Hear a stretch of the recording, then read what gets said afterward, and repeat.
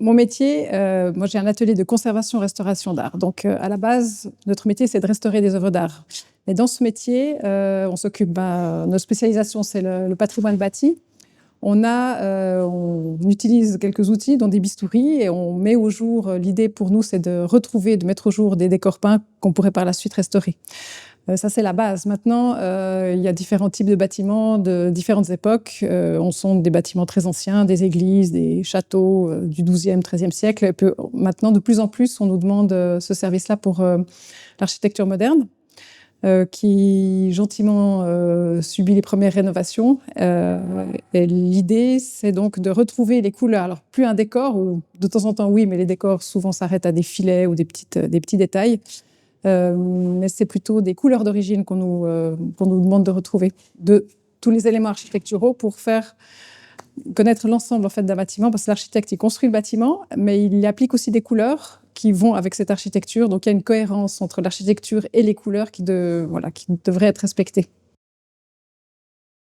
Alors, on nous a demandé une certaine. Alors, parfois, c'est une liste très précise d'éléments. Donc, quand je dis éléments, ça peut être des fonds de parois, des colonnes, la métallerie. En fait, il y a de la maçonnerie, des murs, de la métallerie. Ça peut être des garde-corps, des grilles ou toutes sortes de choses. La boiserie, ça peut être des portes, des châssis de fenêtres. Alors, pour le cinéma Plaza, c'était plusieurs éléments architecturaux, justement. Enfin, en gros, tout ce qui est peint. On est censé savoir, il faut imaginer un peintre qui vient par la suite, puis qui décide de faire son projet de couleur, et il doit, la barrière là, elle est bleue. On a retrouvé du bleu, on applique le bleu. La colonne est jaune clair, on a retrouvé du jaune clair, on applique le jaune clair. Donc tout ce qui est peint normalement, on sonde. Non, le principe est le même, c'est-à-dire qu'on dit stratigraphie parce qu'évidemment, il n'y a pas qu'une seule couche de peinture. Alors évidemment, dans un bâtiment moderne de cette époque, on aura moins de couches de peinture que si on sondait les parois d'un château du XIIIe siècle. Donc il y a moins de couches de peinture, mais même s'il y a moins de couches de peinture, on doit quand même savoir quelle était vraiment la première. Il y a des préparations qu'on peut confondre avec des couleurs, par exemple. Ou des fois des éléments qui sont changés par rapport à un autre, qui aura moins de couches de peinture qu'un autre. Donc là, il faut déjà essayer de trouver si tous les éléments sont en place depuis l'origine. Et puis par ça, la chance qu'on a pour un bâtiment comme ça, contrairement par exemple à un château, c'est on a de temps en temps des archives photographiques qui nous permettent de voir si cette colonne a toujours été en place à cet endroit-là, si elle avait été doublée par quelque chose.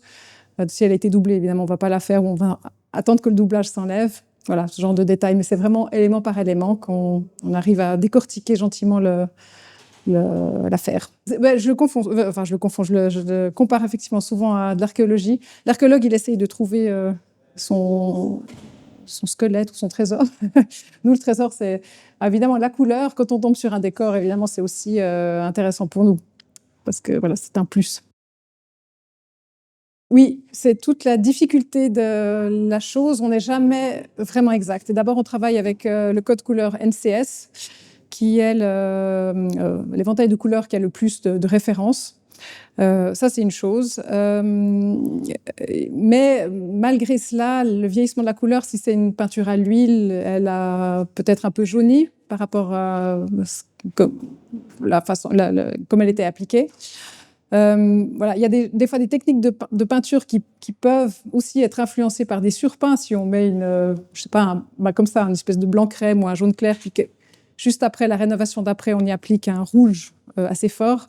Le rouge, si la première peinture est un peu poreuse, elle va un petit peu pomper ce rouge, ce qui fait que ça va lui donner une apparence légèrement orangée, par exemple. Donc ça, il faut se méfier de ce genre de choses. Donc il faut aller gratter ailleurs, il faut être un petit peu inventif et vouloir trouver absolument la solution. Pas énormément, parce qu'on compte à peu près environ 20 ans, mais c'est très théorique. Entre les couches de peinture. Maintenant, je dis 20 ans, dans un appartement, dans un lieu public où il y a beaucoup de passages, il y aura évidemment beaucoup plus de couches que dans un appartement, parce qu'il y a plus de passages, il y a plus de dégâts. Donc, mais là, je ne pourrais pas vous dire exactement combien au maximum on a trouvé de couches. Je pense que ça doit être 5, 6. Il faudrait revoir les strates qu'on a faites. Alors, c'est impossible de lire effectivement une couleur, mais par contre, quand on a des hésitations dans les Dans les couleurs, par exemple, le rouge qu'on retrouve dans les photos noir-blanc, elles ressortent très, très foncées. C'est presque noir sur les photographies noir-blanc. On regarde en fait essentiellement le contraste entre les éléments. Donc, s'il y a une boiserie qui est, je sais pas, beige moyen, puis une paroi blanche à côté, sur la photographie, on verra ce contraste, on comprendra ce contraste. Si on voit que la boiserie sur la photographie a l'air beaucoup plus foncée, on saura que le beige, il a peut-être été appliqué après coup. Donc peut-être qu'ils ont poncé ou changé la porte ou l'encadrement, et puis il faut trouver la solution ailleurs. Mais souvent, ça nous aide. Ça, c'est typiquement pour le Plaza. Pour un autre, si c'était un fond de façade, par exemple, il y a les crépis projetés sur une photo noir-blanc qui amènent de l'ombre, finalement, puisqu'il est projeté, il a du relief. Il ne faut pas être trompé par ça non plus. Donc, il faut savoir distinguer et comprendre les photos noir-blanc aussi. Ce n'est pas si facile, mais ça nous aide quand même, de temps en temps, à nous donner quelques pistes. Non. Non, à part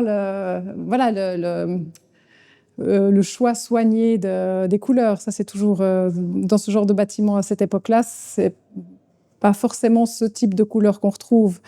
On reste quand même. Il jouait avec les couleurs, donc ça, c'est toujours, enfin, comme Le Corbusier, comme d'autres architectes, c'est toujours intéressant. On est toujours très attentif quand on arrive à un angle de mur, à savoir si l'autre mur qui démarre, est-ce qu'il y aura la même couleur que le mur qu'on vient de faire.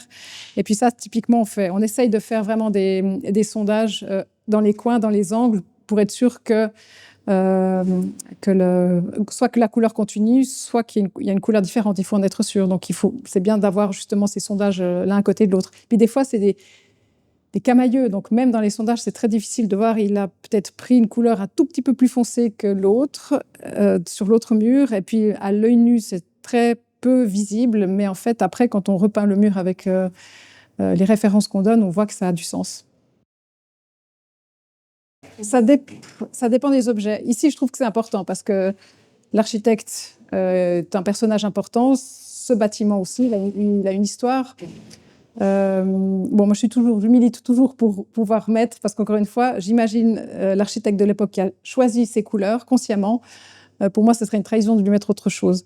Après, il y a des gens qui veulent un petit peu banaliser par du blanc et du gris. Et puis, voilà, je trouve que ce n'est pas un apport très intéressant. Maintenant, il y a aussi des couleurs, des fois, qui dérangent. Et ce que j'essaye toujours de pousser quand je parle à des architectes, il y a un bâtiment, une fois, je suis tombée sur une couleur un peu moutarde. Évidemment, il a hurlé. Et puis, on a quand même fait l'exercice d'appliquer ce moutarde et ça jouait parfaitement bien. Donc, il faut pas. Moi, je dis toujours qu'il ne faut jamais se référer au petit carré qu'on fait, mais il faut vraiment faire l'essai de l'appliquer sur le mur parce que ça répond quand même à quelque chose. Il y a une logique de couleur. Bon, sur le sujet, je peux vous tenir la jambe pendant toute la journée, mais pas sur ce bâtiment en particulier. On en a fait le tour. Moi, j'étais très contente de m'en occuper. Alors, déjà, ça, faut le dire. C'était vraiment passionnant parce que ces nouvelles architectures, mais ces bâtiments du 20e amènent tout autre chose, en tout cas pour moi personnellement, qui a vu un petit peu toutes les époques, et puis j'arrive à comprendre certaines choses, mais voilà, c'était un honneur de travailler en tout cas dans ce cinéma. Et je me réjouis de voir la fin, et puis le résultat surtout, ce qui n'est pas toujours le cas pour nous. Nous, on arrive souvent au tout début de l'intervention, vraiment dans le cadre du projet, et puis on ne voit pas la fin. Et là, je me réjouis de voir vraiment, comme c'est public, on pourra voir le résultat des couleurs qu'on a retrouvées.